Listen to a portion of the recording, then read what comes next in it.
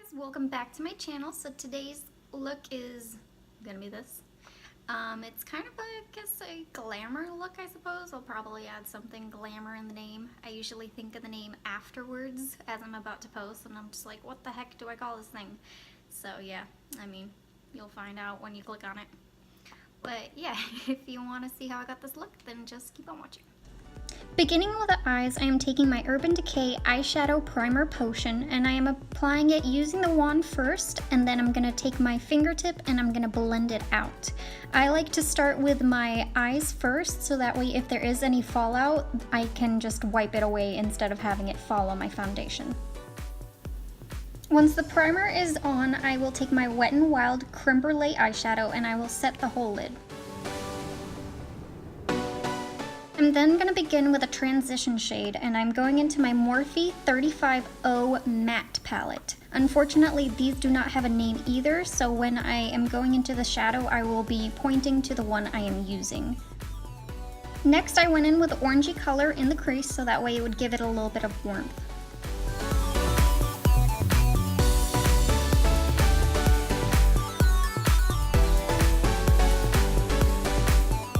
Then going in with this brown color, which isn't too dark, but just dark enough to start building some color in the outer corner and dragging it into the crease to start building up to where I want it to get really dark in the color.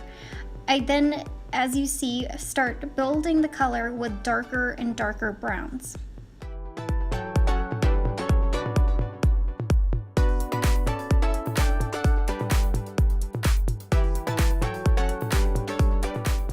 I'm then going in with this very dark brown color. It looks kind of gray in the pan, but it is a dark brown. And I'm using my Y15 to first pat it in the outer corner, lower half.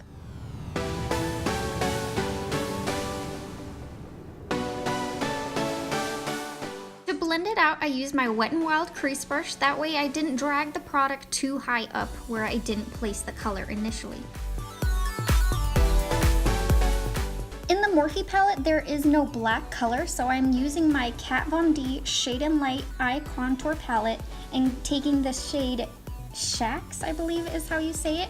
It is a dark black, and I just wanted to intensify the outer corner a little bit more, and I felt like the browns were not giving me the color payoff that I wanted. I was applying the black using my Y15 and patting it in the outer corner again, but then blending it out with my Wet n Wild crease brush, so that way I didn't grab too much of the black and didn't have it go crazy, so I was able to build it up.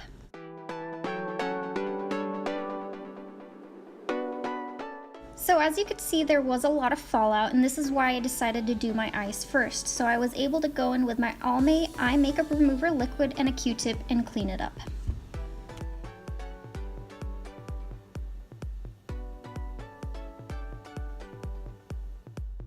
Since the colors were so dark that I went in with, I decided to take my Maybelline Instant Age Rewind Concealer and a small concealer brush and drag it where I wanted to place my shimmer shadow.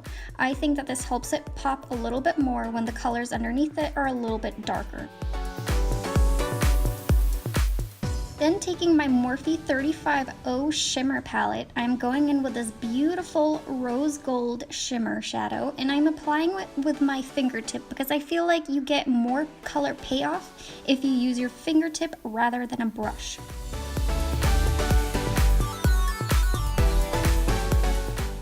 I then took a very teeny smudger brush and went around where the shimmer had been placed, so that way it blended in a little bit more. Wing it out! I did my eyeliner off camera because I get too close to the mirror so you weren't able to see anything, but I took my Wet n Wild H2O Proof.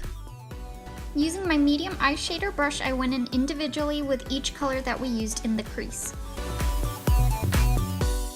Moving on to the face, I'm taking my Maybelline New York Baby Skin Instant Pore Eraser and focusing it on where I have larger pores, and then if I have some left over, I drag it out to the rest of the face.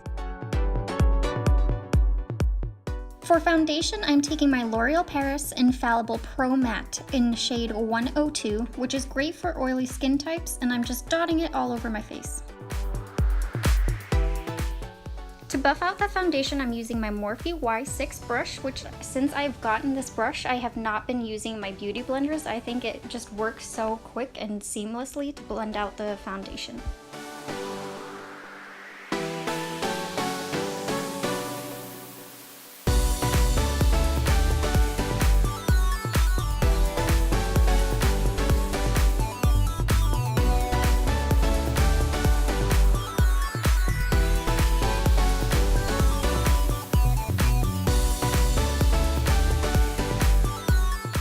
Since I did my brows first, I wanted to use a smaller brush to kind of have more precision where I blended out the foundation in between the eyebrows and around the eyebrows, using my Morphe Y11 for that.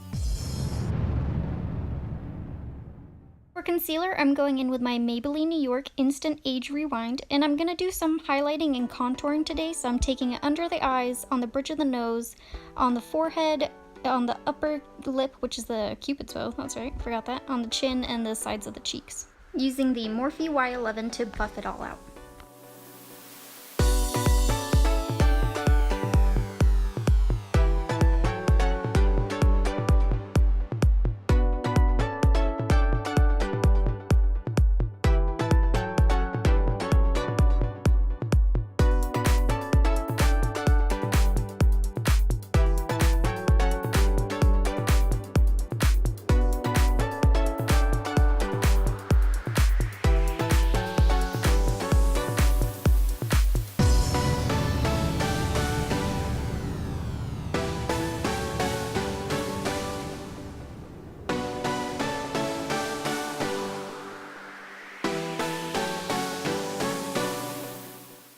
I will then be taking my Kodi Air Spun in Translucent, and I will be baking the face.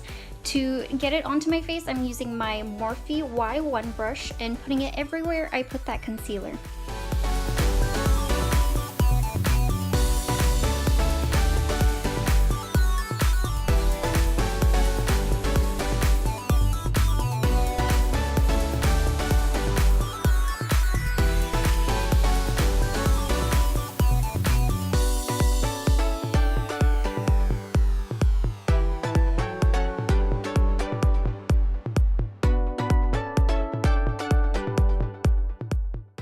For contour, I'm going to be going in with my Wet n Wild contouring palette in Dulce de Leche using my Morphe Y5 brush. I'm just going to be using the contour color in the palette since I did highlight with my concealer.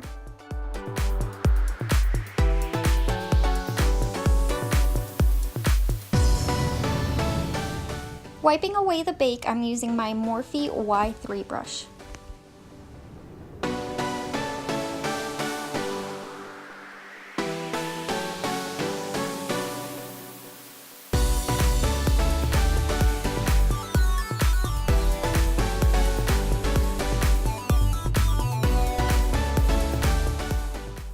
Going on top of the contour, I'm taking my Butter Bronzer by Physicians Formula in Light Bronzer using my Morphe Y5 brush. Am I the only dork that every time I see butter bronzer, I think of butter? So that's why I made that little part with the butter joke.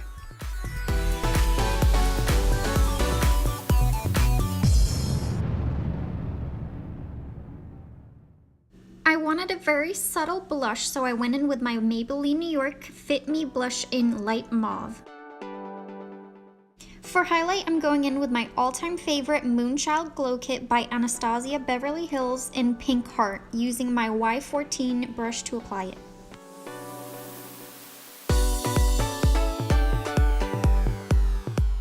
For lips, I went in with my Trestique Mini Matte Lip Crayon in Nantucket Nude.